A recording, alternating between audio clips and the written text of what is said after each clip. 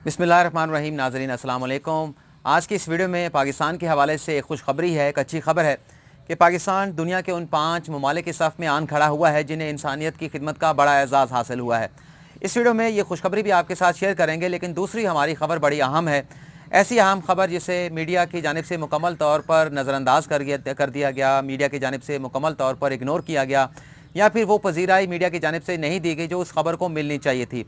और ये खबर है मुतल्लिका उस शख्सियत से जिसने पाकिस्तान के दिफा को नाकाबिल तस्खीर बनाया, पाकिस्तान को इतना मजबूत बनाया कि आज दुश्मन पाकिस्तान की तरफ मैली आँख से नहीं देख सकता। और वो शख्सियत आप जानते हैं, बिलाशुबा वो एटमी साइंसदान डॉक्टर अब्दुल कदीर ख़ान हैं, जो आजकल इंसाफ के लिए अदालतों के चक्कर लगा रहे हैं। सवाल ये पैदा होता है कि आखिर क्या वजह है कि एक ऐसी शख्सियत जिन्होंने पाकिस्तान की इतनी बड़ी खिदमत की, उन्हें इंसाफ के लिए अदालतों के चक्कर लगाना पड़े। तीसरी जो खबर हमने आपके साथ शेयर करनी है वो खबर नाज़रीन ये है कि कप्तान के 2 खिलाड़ी एहतसाब के शिकंजे में आए हैं। एहतसाब के इदारे कप्तान के 2 खिलाड़ियों जिनमें वफाकी वज़ीर हवाबाजी ग़ुलाम सरवर ख़ान शामिल हैं, PTI के रहनुमा रुकन सिंध असम्बली अली मादल शेख शामिल हैं, उनके खिलाफ़ एहतसाब के इदारे मुतहरक हुए हैं।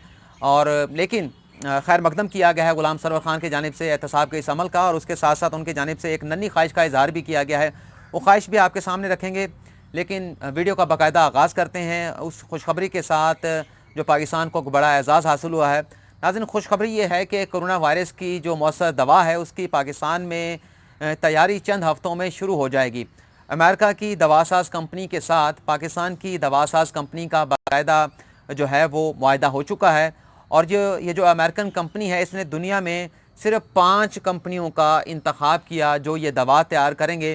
तो दर हकीकत लाज़मी तौर पर यह पाकिस्तान के लिए एजाज़ की बात है कि इन 5 कंपनियों में एक पाकिस्तानी दवासाज कंपनी का इंतखाब भी हुआ है। और इस बात का इंकशाफ किया गया है मुशीर सेहत ज़फ़र मिर्ज़ा की जानिब से। और जो बातें सामने आई हैं इस पेशरफ़्त के हवाले से, इस मुआहदे के हवाले से, एक बात तो ये सामने आई है कि चंद हफ़्तों में, जैसा कि मैंने आपको बताया कि ये मेडिसन पाकिस्तान में बनना शुरू हो जाएगी।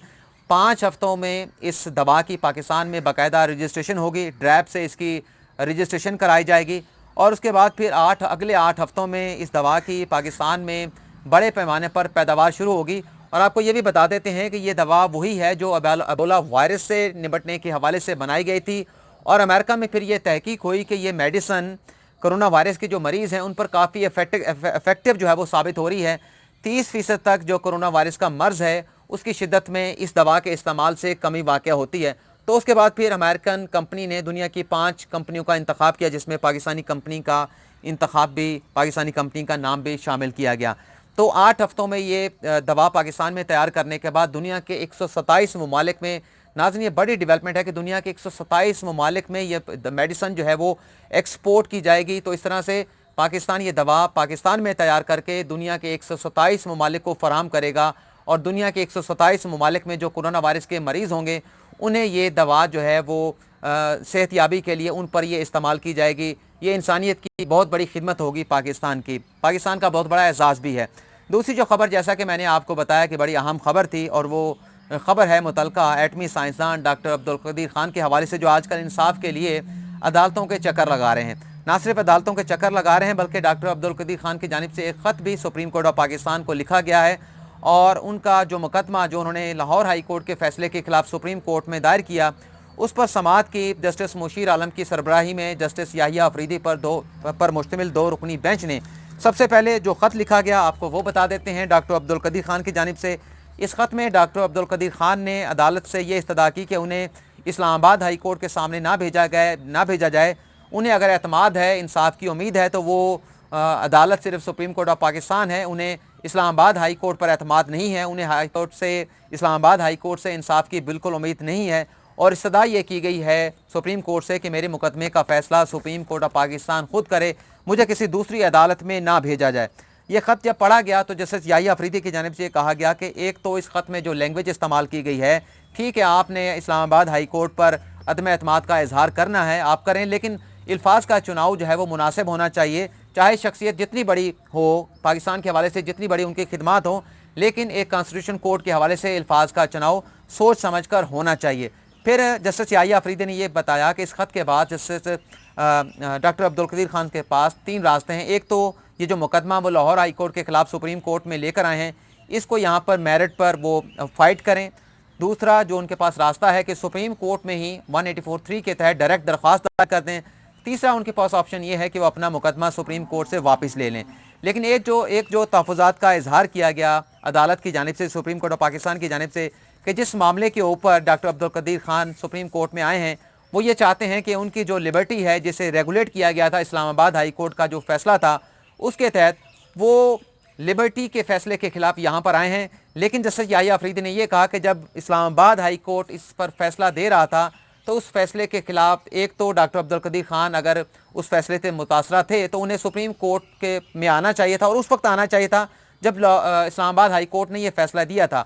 انہوں نے یہ بھی کہا کہ اس فیصلے کا جو کہ اسلام آباد ہائی کورٹ کا فیصلہ تھا، اس فیصلے کے خلاف doctor Abdul Qadeer Khan Lahore high court میں کس طرح سے چلے گئے، اور پھر لاہور ہائی کورٹ نے جب ان کی بات نہیں سنی تو تب انہوں نے سپریم کورٹ آف پاکستان سے رجوع کیا۔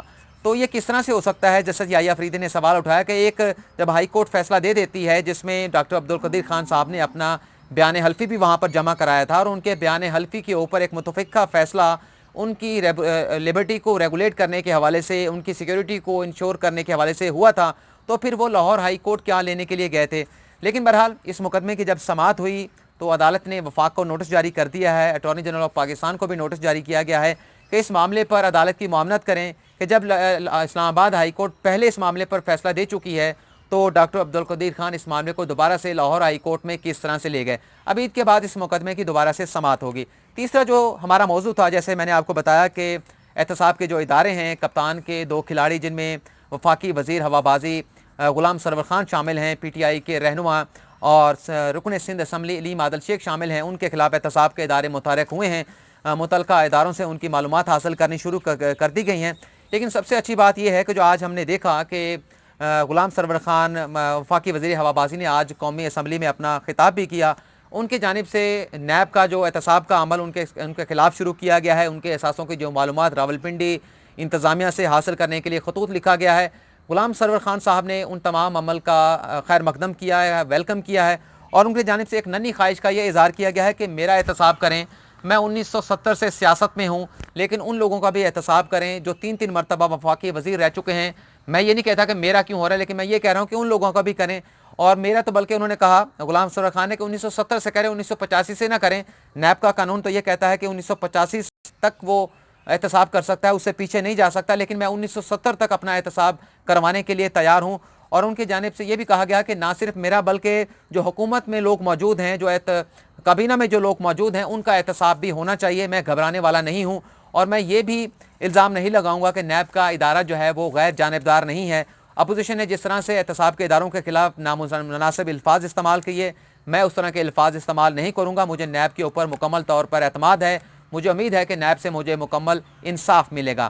تو یہ بڑا اچھا جیسے جو ہے وہ وفاقی وزیر غلام سرور خان کی جانب سے دیا گیا ہے، اور آپ نے دیکھا ناظرین کہ اپوزیشن کی جانب سے احتساب کے ادارے نیب کے اوپر بہت زیادہ تحفظات کا اظہار کیا جاتا ہے، بلکہ یہاں تک کہا جاتا ہے کہ نیب نیازی گٹھ جوڑ ہے، اور اسی وجہ سے اپوزیشن کی جو گرفتاریاں ہیں وہ عمل میں لائی جاتی ہیں۔ اب ہم بات کر رہتے ہیں کپتان کے دوسرے کھلاڑی کے حوالے سے، علیم عادل شیخ کے حوالے سے، جو کہ ممبر سندھ اسمبلی ہیں۔ ان کے خلاف اینٹی کرپشن سندھ نے ایک تحقیقات مکمل کی ہیں، جس میں یہ حقائق جو ہے وہ بتائے گئے ہیں۔ یہ الزام لگایا گیا ہے کہ 207 ایکڑ زمین علیم عادل شیخ صاحب نے اپنے ایک فرنٹ مین جن کا نام طارق قریشی ہے، جام شوروں میں، جو کہ آبائی علاقہ ہے وزیر اعلیٰ سندھ مراد علی شاہ کا، وہاں پر ان کی جانب سے غیر قانونی طریقے سے اپنا اثر و رسوخ استعمال کرتے ہوئے یہ زمین وہاں پر الاٹ کرائی گئی، اور وہاں پر ہاؤسنگ سکیم جو ہے وہ بنائی گئی، اور ارزاں نرخوں پر یہ زمین جو ہے وہ الاٹ کرائی گئی تھی۔ 41 کروڑ روپے میں یہ 207 ایکڑ زمین سرکاری افسران کو ساتھ ملاتے ہوئے ان کی ملی بھگت کے ساتھ یہ الاٹ ہوئی۔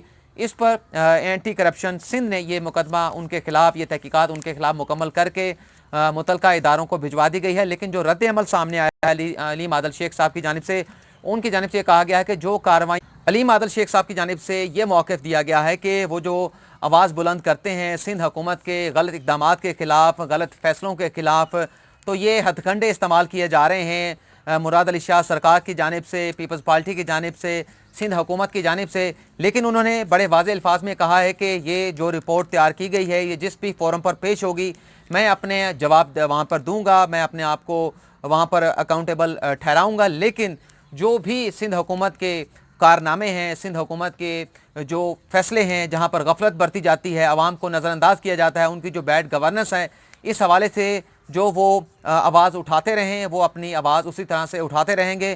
ان کی آواز کو اس قسم کے ہتھ کنڈوں کے ذریعے جو ہے وہ نہیں دبایا جا سکتا، بلکہ وہ زیادہ شدت کے ساتھ سندھ حکومت کے جو اس قسم کے ہتھ کنڈے ہیں، جو بیڈ گورننس ہے، اس کے اوپر اپنی آواز بلند کرتے رہیں گے اور سندھ حکومت کی کرپشن کو بے نقاب کرتے رہیں گے، ان کے غیر شفاف فیصلوں کو عوام کے سامنے لاتے رہیں گے. آج کی اس ویڈیو میں ناظرین اتنا ہی. آپ سے اجازت چاہتے ہیں. اللہ حافظ.